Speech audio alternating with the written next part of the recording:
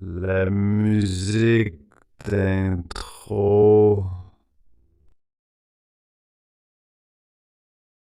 Parler d'économie de carburant m'amuse énormément lorsque j'entends dire que l'on achète une voiture neuve parce qu'elle consomme moins.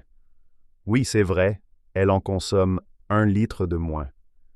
Mais calculons ce qui est économisé sur le carburant et ce qui est perdu dans l'amortissement.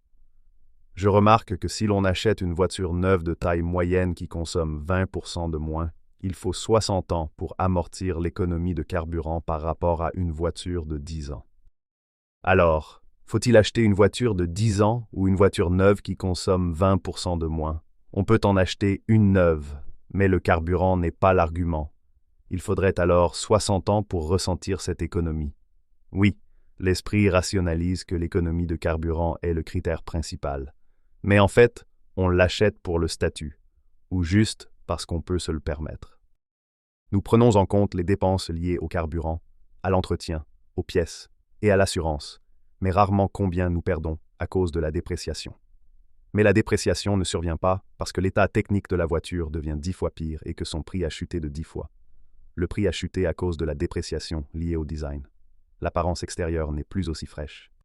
Cela ne fait pas impression sur les autres. C'est pourquoi donc le prix baisse. Investiriez-vous dans des actions ou dans l'immobilier si la courbe de valeur future ressemblait à ceci? Oui, nous pouvons avancer de nombreux arguments selon lesquels une voiture neuve est plus sûre, mais la sécurité dépend surtout de la vitesse et non du prix.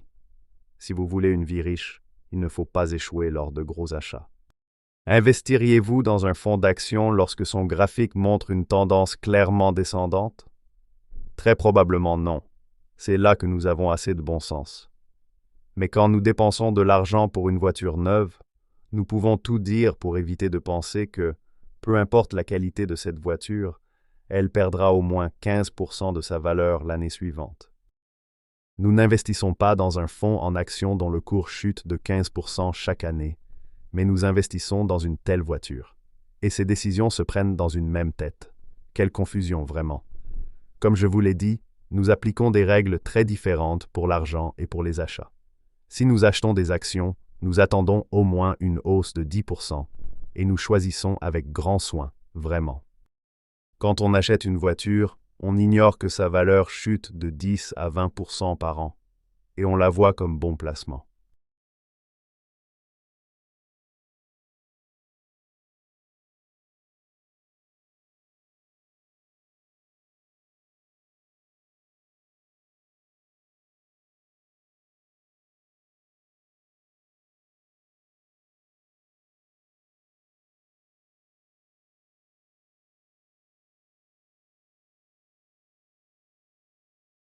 Disons que vous avez acheté une voiture neuve. Vous n'avez pas acheté la fonction qui permet de passer du point A au point B, car une autre voiture pourrait faire cette fonction sans problème, et son prix pourrait être 10 fois moins élevé. Vous avez acheté des émotions, du prestige, un rêve.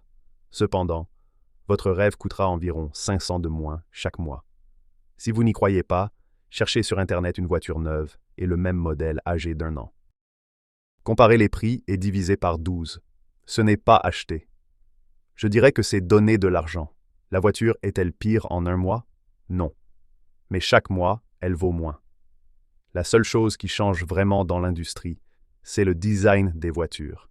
Grâce au design et à l'impression qu'ils produisent sur nous, nous pouvons dire quelle voiture est vieille et laquelle est neuve. Leurs caractéristiques techniques peuvent être tout aussi bonnes, mais les vieux modèles n'ont pas fière allure face à une voiture au design frais. Beaucoup pensent que l'année de production et le kilométrage et d'autres informations similaires sont les plus importantes. Mais l'année de production est fortement surestimée.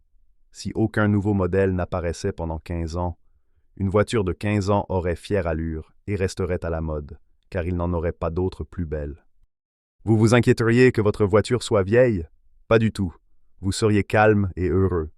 Si aucun nouveau modèle n'était créé pendant 15 ans, alors même une voiture sortie du constructeur n'impressionnerait pas vraiment, car elle ressemble à toutes celles fabriquées au cours des 15 dernières années.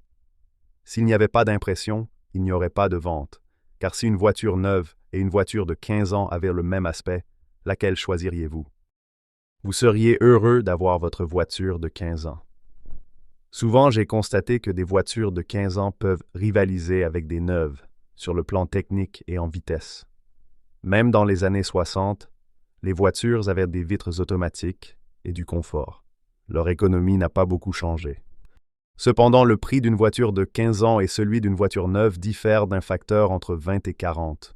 Donc, nous payons ce prix 20 à 40 fois plus élevé, surtout pour le design de la voiture, et même les constructeurs l'admettent. Alors, pourquoi d'autres payons-nous? Nous payons parce qu'un groupe de personnes passe jour et nuit à réfléchir à ce qu'ils peuvent offrir à leurs clients et aux améliorations possibles.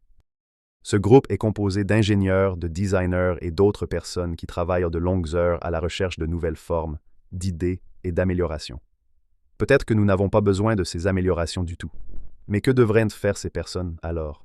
Leur productivité et leur efficacité s'accélèrent avec l'intention de se réaliser, et cela pousse tout le monde à faire mieux. Si ce petit groupe d'acharnés du travail n'avait pas existé, nous pourrions alors vivre paisiblement et rester dans une zone de confort.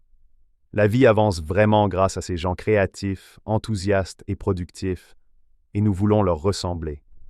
Nous voulons posséder les choses qu'ils ont inventées. Nous n'avons pas envie de ces choses, mais nous voulons être créatifs, innovants et persévérants comme eux. Nous pensons qu'en faisant fabriquer des choses par ces personnes, nous deviendrons aussi comme eux.